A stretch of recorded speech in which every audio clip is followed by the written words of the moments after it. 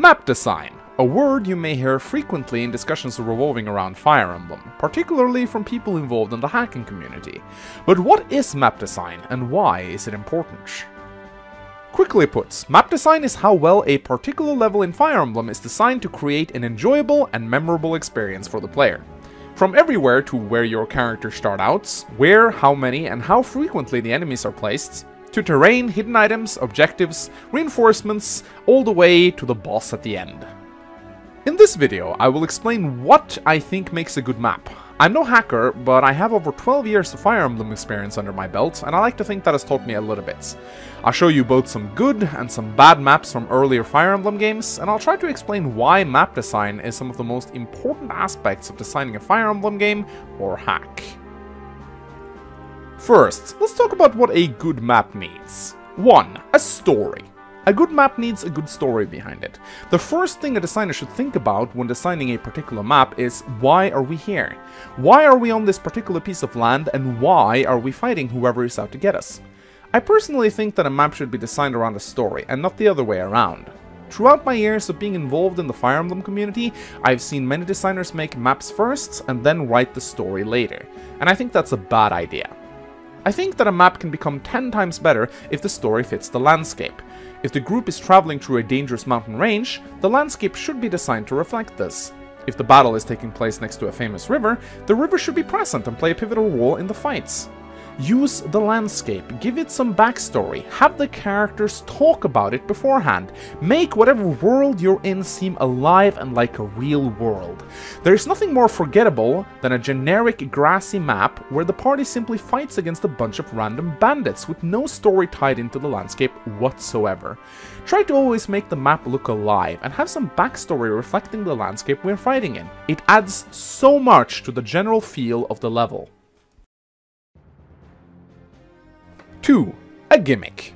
Every map should have a gimmick. What do I mean by that? As a map designer, you need to think about what kind of battle will be fought on your map. Is it a clash of two armies facing off on the grand battlefield? A skirmish with the city guards in an urban area? A defense chapter where we have to hold out against waves of encroaching enemies? Or simply a generic fight with bandits in the mountains? Either way, a gimmick is important, and the map design should reflect this gimmick.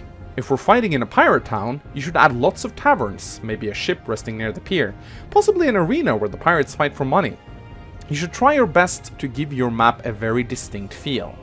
Remember the Gaiden chapter in Fire Emblem 7, where you fight against Fargus and his crew?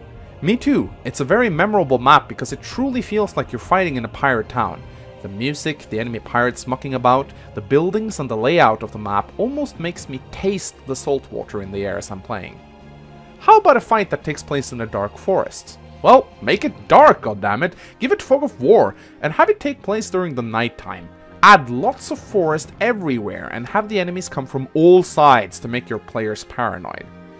Also, make sure the music fits the map. Make it reflect the state of your character's mind. If they are paranoid and afraid, give the players music that strengthens these feelings. I feel like one of the most basic mistakes made by map designers is to not properly consider the correct music for each map. It is so important. 3. An objective. Most maps in Fire Emblem are either route or siege maps. This means that you simply have to clear out all the enemies to win or reach a throne or a gate. This works for the most part, but there is so much more to Fire Emblem than just killing enemies. There's a lot of missed opportunities to make fantastic objectives with the tools already available by the map designers. One of the best examples of creative objective design in a Fire Emblem hack comes from Midnight Sun, a hack made by Alfred Kamen, where you have to take out 3 enemy generals with an extremely small army and then get the hell out of there before you're overrun. I'd like to see more creative objective design in Fire Emblem maps. Escorting a civilian to a specific area, cracking open a number of set walls so a friendly army can enter a city, stealing an important item from an incredibly strong opponent with your thief and try to escape without being killed, capturing and holding multiple forts at once, escape chapters like in Treasure 776. The list goes on and on. Before making a simple route chapter, think about creative objectives to spice up the map. Just try not to go overboard and have too many silly and complicated objectives for each and every map, as that can quickly become tedious for the players. 4. Anti-turtling incentives.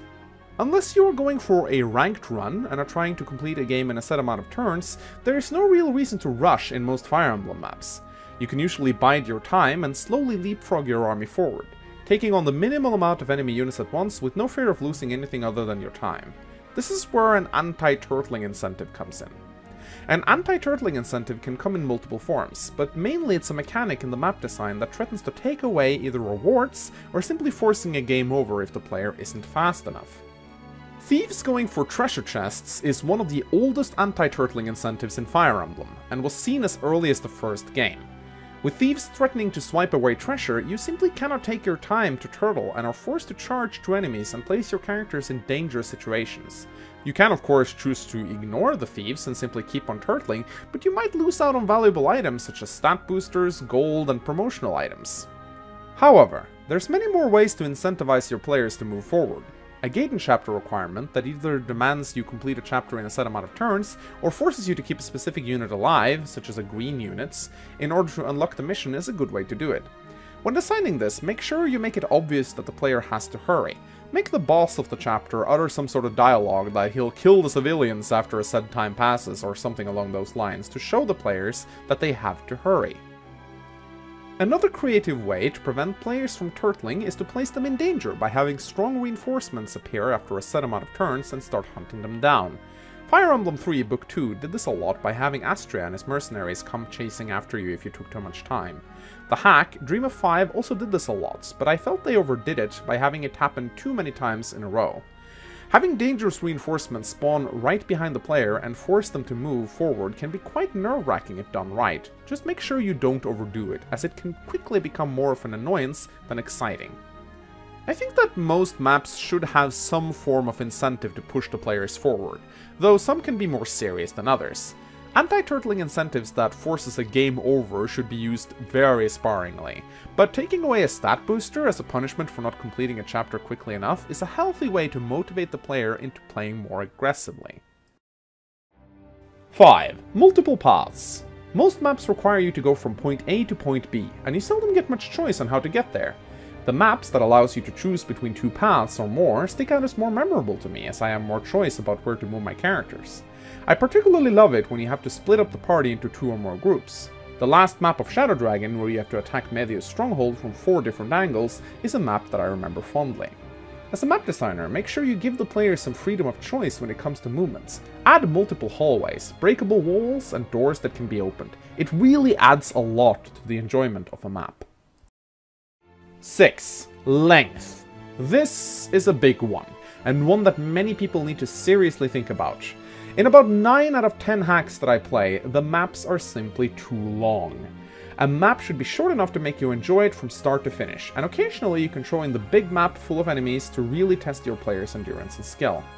As the game progresses towards the end, you can add larger and larger maps as the story builds up to its climax. But please, do not make me sit through several enormously long maps as the introduction to your game. Avoid using Fire Emblem 3's map design as an example. Cut away shit that doesn't need to be there. If I have to spend 3 to 4 turns moving my entire party from one pack of enemies to the other, the map is too large and not enjoyable to play on. There should always be something happening at any given corner of a map, else it's just a waste of space. Rather have your map be shorter than longer, particularly the first 5 to 10 maps of any given hack. 7. Terrain. You may find it weird that I waited so long to talk about terrain, but I feel like there's so much more to a map than simply placing forests, mountains, forts, and cities. I'm not going to talk about how to make an aesthetically pleasing map that's nice to look at, because at the end of the day I'm no artist, and this is really outside my field of experience. What I'm more interested in talking about is where and how to place defensive terrain. When placing terrain, you have to think about how and when they'll be used. Will those pillars in the entrance really make a difference, or are they just for aesthetics? There's nothing wrong with having terrain be purely cosmetical, but in my opinion you should design it to be both visually pleasing to the eye and relevant to the map at the same time. Have the pillars be in locations where there are enemies. Have the enemies use said pillars against you, and then allow you to use those pillars against an encroaching wave of enemy reinforcements moving in to reinforce their friends. If you're facing Ballista, allow the players to take a path through the forest to reach it, where they'll receive some defensive cover. Have mountains be placed in strategic locations so you can place your infantry there to meet a bunch of charging enemies. Make sure the players have plenty of terrain to work with, and not be stuck in an open field surrounded by enemies, forced to rely on the RNG to win the day like Awakening did. Think about where you place the terrain, not just to look pretty, but how it will actually be used on the map, and you will create a map that's both visually pleasing to the eye and fun to play at the same time. 8. Reinforcements. Many map designers don't know how to properly utilize reinforcements. In many maps, they just seem to appear randomly out of nowhere to draw it out, and this is a terrible way to utilize them. I think that reinforcements should always have a backstory and a reason to appear. Simply having a bunch of cavaliers charging out from a fort adds little excitement to the map. It's just more enemies in a place you didn't expect them to be. If you're going to include reinforcements, make sure the player gets a small hint about when and where they'll arrive. Maybe the enemy commander issues a battalion of cavaliers to ride around and charge the player's units from behind. Maybe the player gets informed that a squad of Pegasus Knights are closing in on their location and will be upon them soon. Or the boss might shout out for more reinforcements to be summoned when the player comes closer to his or her position. These are all story elements that can make reinforcements appear more sensible and logical, instead of just random enemies appearing out of nowhere. I highly advise you to never utilize ambush spawns in your map. Ambush spawns are units that can move and attack on the same turn they appear, often taking you by surprise. There's nothing more frustrating than having a cavalier spawn and kill your healer on the same turn. This is the sort of shit that can make your players rage quit and never play or hack again out of pure frustration, and you don't want that. When placing reinforcements in a map, you have to first think about why you want them there. Why not just have them there from the start? Will making them appear later serve any points? What do you hope to achieve by having them arrive from this particular location? These are all important factors to take into consideration when designing a map with reinforcements. I could probably go on for quite some time about this, but these are the major highlights of what I think is important related to map design. I hope you found this video informative, and I'd love to hear your opinions about what you think makes a good map. Let me know what is your favorite and least favorite map in Fire Emblem, and if you like and share this video with your friends, I'd appreciate it a lot, because it really helps out the channel. At any rate, my name's been Mangs, thank you for watching, and I'll see you guys next time. Goodbye.